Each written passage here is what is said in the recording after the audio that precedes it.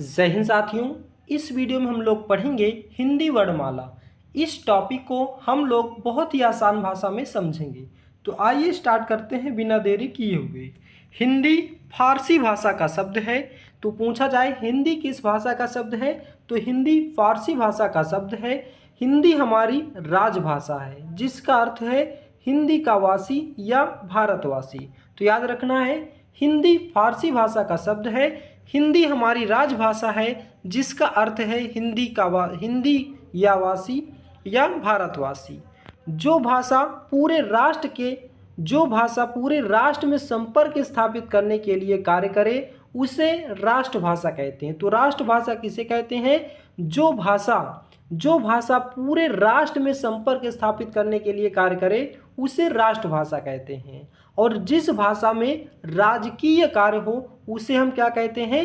राजभाषा कहते हैं। याद रखना है। तो जो भाषा पूरे राष्ट्र में संपर्क स्थापित करने के लिए कार्य करे, उसे राष्ट्रभाषा, और जिस भाषा से राजकीय कार्य हो, उसे हम क्या कहेंगे? राजभाषा कहेंगे। तो हिंदी भाषा का उद्भव कैसे हुआ है? सबसे पहले संस्कृत भाषा, फिर पाली भाषा, फिर प्राकृत, फिर अपभ्रंश, फिर अवहट, फिर हिंदी भाषा का विकास हुआ है। पूछा जाए कि हिंदी भाषा किस लिपि की है, तो हिंदी भाषा की लिपि कौन सी है? तो हिंदी भाषा की देवनागरी लिपि है। याद रखना है, यहाँ से क्वेश्चन आपके पूछे जाते हैं। हिंदी दिवस कब मनाया जाता है? तो हिंदी दिवस 14 सितंबर को मनाया जाता है। विश्व हिंदी दिवस की बात करें तो 10 जनवरी को मनाया जाता है। अंतर्राष्ट्रीय मातृभाषा दिवस की बात करें तो 21 फरवरी को मनाया जाता है। वर्णमाला वर्णों के समुदाय को वर्णमाला कहते हैं। वर्णमाला दो शब्दों से मिलकर बना है, वर्ण प्लस माला, और वर्णों के समुदाय को क्या बोलते हैं? वर्णमाला कहते हैं।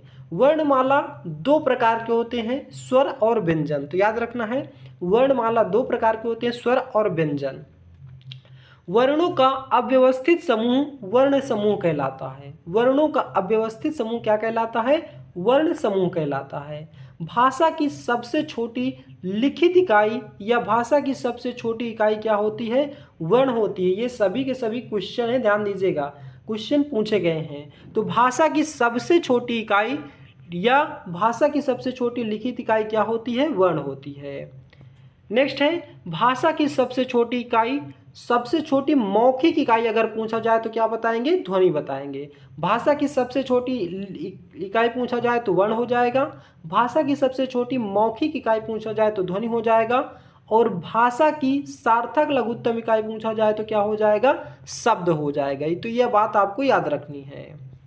वर्तमान लेखन के आधार पर वर्णों की संख्या कितनी है? 53 है। पहले कितनी थी? 52 थी। अभी एक नया जुड़ करके क्या हो गया है? 53 हो गया है। तो याद रखना है।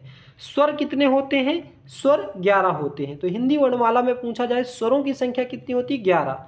स्पर्श व्यंजन कितने होते हैं? 25 होते हैं। ऊष्म व्यंजन कितने होते हैं? 4 होते हैं। अंतस्थ व्यंजन पूछा जाए कितने होते हैं? 4 होते हैं। संयुक्त व्यंजन कितने होते हैं? 4 होते हैं। और द्विगुण व्यंजन कितने होते हैं? 2 होते हैं। अयोगवाह व्यंजन कितने होते हैं? 2 होते हैं। और एक विशिष्ट व्यंजन जुड़ गया है नया, और अब कितने हो गए हैं? कुल मिलाकर के पूछा जाए कितने वर्णों की संख्या है? तो 53 है। ये आपको याद रखना है। अब हम यहाँ पे बात करते हैं स्वर को हम लोग पूरे डिटेल से बहुत ही डीप में पढ़ेंगे। तो आइए स्टार्ट करते हैं। स्वर किसे कहते हैं? जिनका उच्चारण स्वतंत्र रूप से होता है, उसे हम क्या कहते हैं? स्वर कहते हैं। तो जिनका उच्चारण स्वतंत्र रूप से होता है, उन्हें हम क्या कहते हैं? स्वर कहते हैं।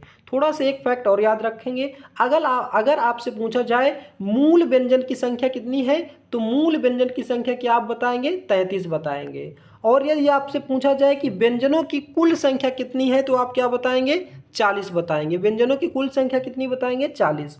उच्चारण के आधार पर वर्णों की संख्या पूछा जाए तो कितना बताएंगे? 45 बताएंगे।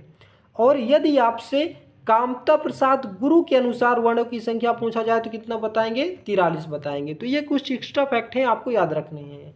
अब आइए पढ़ते हैं स्वर। तो जिनका उच्चारण स्वतंत्र रूप से होता है, उन्हें हम क्या कहते हैं? स्वर कहते हैं। इनकी संख्या कितनी होती है? 11 होती है। स्वरों की कुल संख्या 11 है। कौन कौन से हैं? ये याद रखना है, छोटा बड़ा, छोटी बड़ी, छोटाऊ बड़ाऊ, ऋषि, ए ऐ ओ, यहाँ तक केवल है। ये टोटल आपके क्या है? 11 है। तो स्वरों की कुल संख्या 11 है। यदि आपसे पूछा जाए उच्चारण के आधार पर या भोलानाथ तिवारी के आधार पर, तो उच्चारण और भोलानाथ तिवारी के आधार पर स्वरों की कुल संख्या कितनी है? 11, 10 होती है। यहाँ से आप ऋषि को हटा देंगे, बाकी सभी आपका क्या है? सेम है। तो स्वरों का वर्गीकरण, तो स्वरों का वर्गीकरण, स्वरों को मुख्य रूप से 3 भागों में बांटा गया है, ह्रस्व स्वर, दीर्घ स्वर और प्लुत स्वर। अब आइए डिटेल से पढ़ते हैं। ह्रस्व स्वर किसे कहते हैं? जिन स्वरों के उच्चारण में कम समय लगता है उसे हम ह्रस्व स्वर कहते हैं। इसे एक मात्रिक या लघु भी कहते हैं। याद रखना है, जिन स्वरों के उच्चारण में कम समय लगता है उसे हम ह्रस्व स्वर कहते हैं। इसे एक मात्रिक या लघु भी कहते हैं। इनकी संख्या पूछा जाए कितनी होती है, तो इनकी संख्या 4 होती है। छोटा, छोटी, बड़ी, छोटाऊ, ऋषि। ये सभी क्या है? मूल स्वर भी है, याद रखने हैं। मेनली 4 ही होते हैं। अब हम बात करते हैं दीर्घ स्वर की। दीर्घ स्वर किसे कहते हैं? जिनकी उच्चारण में ह्रस्व स्वर से अधिक या दुगना समय लगता है उसे हम क्या कहते हैं? दीर्घ स्वर कहते हैं। मतलब कि जितना ह्रस्व स्वर में समय लगता था उसके जस्ट अगर दुगना समय लगता है तो हम उसे क्या कहते हैं? दीर्घ स्वर कहते हैं, या इसे हम द्विमात्रिक स्वर भी कहते हैं। इनकी संख्या कितनी होती है? तो इनकी संख्या 7 होती है। कौन कौन से होते हैं? तो इनको याद रखना है, छोटा आ, बड़ा, बड़ा, बड़ी, बड़ाऊ, ए ओ औ। तो ये सभी क्या है? आपके ह्रस्व स्वर हैं। अब हम बात करते हैं प्लुत स्वर की। प्लुत स्वर किसे कहते हैं? जिनके उच्चारण में ह्रस्व या दीर्घ दोनों की अपेक्षा अधिक समय लगता है उसे हम क्या कहते हैं? प्लुत स्वर कहते हैं। जिनके उच्चारण में ह्रस्व या दीर्घ स्वर की तुलना में दोनों की अपेक्षा में अधिक स्वर मतलब अधिक समय लगता है उसे हम क्या कहते हैं? प्लुत स्वर कहते हैं। जैसे कि ओम हो गया आपका, या मंत्रों का उच्चारण, इन सभी में क्या होता है? ज़्यादा समय लगता है। अब हम बात करते हैं जिह्वा के आधार पर स्वर कितने प्रकार के होते हैं। बहुत इंपॉर्टेंट है, क्वेश्चन पूछा गया है। तो जिह्वा के आधार पर स्वर कितने प्रकार के होते हैं? 3 प्रकार के होते हैं, याद रखना है। पहला अग्रस्वर। अग्रस्वर किसे कहते हैं? अग्रस्वर किसे कहते हैं? जिन स्वरों के उच्चारण में जीभ का अग्रभाग यानी कि आगे का भाग कार्यरत होता है उसे हम क्या कहते हैं? अग्रस्वर कहते हैं। इसमें कौन कौन से वर्ड आ जाएंगे? छोटी, बड़ी, ए आ जाएंगे। तो जिन स्वरों के उच्चारण में जीभ का अग्रभाग कार्यरत होता है उसे हम क्या कहते हैं? अग्रस्वर कहते हैं, याद रखेंगे। अब हम बात करते हैं मध्य स्वर। मध्य स्वर किसे कहते हैं? मध्य स्वर जिन स्वरों के उच्चारण में जीभ का मध्य भाग कार्यरत हो उसे हम क्या कहते हैं? मध्य स्वर कहते हैं। इसके अंतर्गत कौन सा आ जाएगा? छोटा आ जाएगा। अब हम बात करते हैं पश्च स्वर। तो ये जिह्वा के आधार पर हम लोग पढ़ रहे हैं 3 प्रकार के, अग्रस्वर, मध्य स्वर, पश्च स्वर। अब पश्च स्वर क्या होता है? जिन स्वरों के उच्चारण में जीभ का पिछला हिस्सा कार्यरत होता है उसे हम क्या बोलते हैं? पश्च स्वर कहते हैं। इसमें बड़ा आ, बड़ा ऊ और छोटा ऊ, ओ और औ आते हैं। उच्चारण या ओष्ठ के आधार पर स्वर कितने प्रकार के होते हैं? 2 प्रकार के होते हैं। उच्चारण या ओष्ठ के आधार पर स्वर कितने प्रकार के होते हैं? 2 प्रकार के। कौन कौन से? आवृतमुखी स्वर। कौन कौन से? याद रखेंगे, आवृतमुखी स्वर और वृत्तमुखी स्वर। आवृतमुखी स्वर किसे कहते हैं? जिनके उच्चारण में होष्ठ गोलाकार या वृत्तमुखी नहीं होते उसे हम क्या कहते हैं? आवृतमुखी स्वर कहते हैं। इसके अंतर्गत जैसे आ जाएंगे छोटा, बड़ा, छोटी, बड़ी, ए, ये सभी किसके अंतर्गत आएंगे? आवृतमुखी स्वर के अंतर्गत आते हैं। अब हम बात करते हैं वृत्तमुखी स्वर। वृत्तमुखी स्वर किसे कहते हैं? जिनके उच्चारण में होठ गोलाकार या वृत्ताकार होते हैं उसे हम वृत्तमुखी स्वर कहते हैं। इसमें कौन कौन से आएंगे? छोटा ऊ, बड़ा ऊ, ओ और आ जाएगा, औ आ जाएगा। अब हम बात करते हैं मुख विवर या मुख खुलने के आधार पर। मुख विवर या मुख खुलने के आधार पर स्वर कितने प्रकार के होते हैं? तो ये 4 प्रकार के होते हैं। पहला है समृत स्वर। समृत स्वर किसे कहते हैं? जिन ध्वनियों के उच्चारण में मुख लगभग बंद रहता है अथवा जिनके उच्चारण में मुख संकरा होता है उसे हम क्या कहते हैं? समृत स्वर कहते हैं। याद रखना है आसानी से, जिन ध्वनियों के उच्चारण में मुख लगभग बंद रहता है उसे हम क्या बोलते हैं, समृद्ध स्वर बोलते हैं। उदाहरण में कौन कौन से याद रखेंगे, छोटी, बड़ी, छोटा ऊ, बड़ा ऊ। तो ये पॉइंट्स आपको याद रखने हैं। अब हम बात करते हैं अर्ध समृद्ध स्वर। अर्ध समृद्ध स्वर क्या होता है, जिनके उच्चारण में समृद्ध की अपेक्षा थोड़ा अधिक मुख खुलता है उसे हम अर्ध समृद्ध स्वर कहते हैं। कौन कौन से, ए और ओ आ जाता है, तो इसको आप ओ से याद रख सकते हैं, तो ये आपको याद हो जाएगा आसानी से। नेक्स्ट है हमारा विवृत स्वर। विवृत स्वर किसे कहते हैं, जिनके उच्चारण में, ध्यान रखना, जिनके उच्चारण में मुख सबसे अधिक खुलता है उसे हम क्या कहते हैं, विवृत स्वर कहते हैं। इसमें क्या आ जाएगा, बड़ा आ जाएगा। तो याद हो गया आसानी से, जिसके उच्चारण में मुख सबसे अधिक स्वर निकलता है, मुख से सबसे अधिक स्वर निकलता है उसे हम विवृत स्वर कहते हैं, इसमें बड़ा आ जाता है। फिर लास्ट है अर्धविवृत स्वर। अर्धविवृत स्वर किसे कहते हैं, जिसके उच्चारण में मुख विवृत से कम खुलता है उसे हम क्या कहते हैं, अर्धविवृत मुख स्वर कहते हैं। जैसे छोटा आ गया और से आ गया, औ आ गया। तो ये पॉइंट्स आपको याद रखने हैं। छोटा आ गया, ए, यहाँ पे ये गलत हो गया, थोड़ा सा ध्यान दीजिएगा। यहाँ पे क्या होगा, छोटा आ के बाद क्या आ जाएगा, ए आ जाएगा, ये आपको याद रखना है। ए के बाद क्या आ जाएगा, औ हो जाएगा। नेक्स्ट बात करते हैं, इसे हम आगत स्वर कहते हैं। किसे, इसको आपको याद रखना है, इसे हम क्या बोलते हैं, आगत स्वर बोलते हैं इसे। अब हम बात करते हैं अर्ध स्वर कौन कौन से। अर्ध स्वर डॉक्टर भोलानाथ तिवारी से संबंधित पूछा जाए तो क्या हो जाएगा, पा और वाह हो जाएंगे। प्राकृत स्वर कौन कौन से होते हैं, छोटा, छोटी, छोटा ऊ।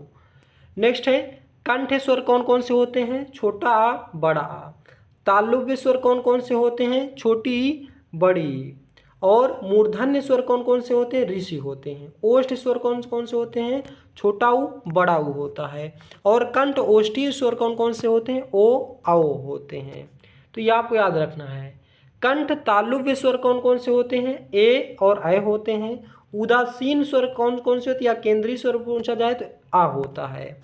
अपभ्रंश में स्वर कितने मौजूद हैं, तो अपभ्रंश में स्वर कितने मौजूद हैं, 8 मौजूद हैं।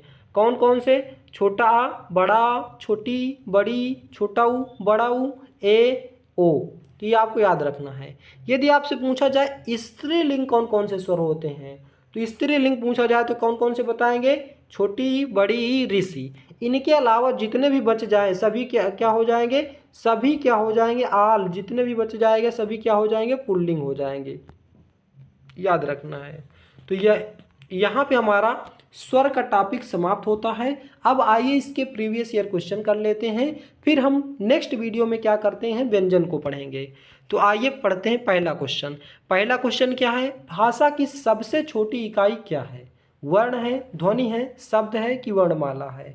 अब आप इसे आसानी से बता सकते हैं कि भाषा की सबसे छोटी इकाई क्या है, आप इसे आसानी से बता सकते हैं। तो भाषा की सबसे छोटी इकाई पूछा जाए तो क्या हो जाएगा, वर्ण हो जाएगा। ऑप्शन नंबर 1 करेक्ट हो जाएगा। यदि आपसे भाषा की सबसे छोटी मौखिक इकाई पूछा जाए तो क्या बताएंगे, ध्वनि बताएंगे। यदि आपसे भाषा की सबसे छोटी लिखित इकाई पूछा जाए तो क्या बताएंगे, वर्ण बताएंगे। यदि आपसे भाषा की सबसे छोटी सार्थक इकाई पूछा जाए तो क्या बताएंगे, सार्थक इकाई पूछा जाए तो शब्द बताएंगे। सा से सार्थक, सा से शब्द, याद रखना है।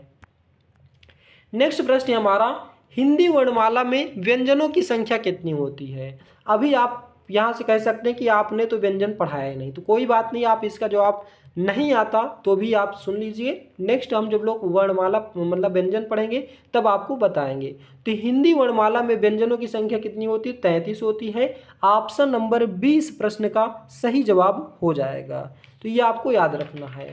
नेक्स्ट हम बात करें यहीं पे कि एक से अधिक वर्णों के मेल को क्या कहते हैं। एक से अधिक वर्णों के मेल को क्या कहते हैं, स्वर कहते हैं, वर्णमाला कहते हैं, ध्वनि कहते हैं या व्यंजन कहते हैं। तो एक से अधिक वर्णों के मेल को क्या बोलते हैं, व्यंजन बोलते हैं। ऑप्शन नंबर डी इस प्रश्न का सही जवाब हो जाएगा। नेक्स्ट है, जिह्वा के आधार पर स्वर कितने प्रकार के होते हैं। 11 प्रकार के, 3 प्रकार के, 5 प्रकार के या 7 प्रकार के। जल्दी से बताएंगे कौन सा ऑप्शन यहाँ पे आपका करेक्ट आंसर हो जाएगा। तो जिह्वा के आधार पर स्वर कितने प्रकार के पढ़े हैं हम लोग? 3 प्रकार के।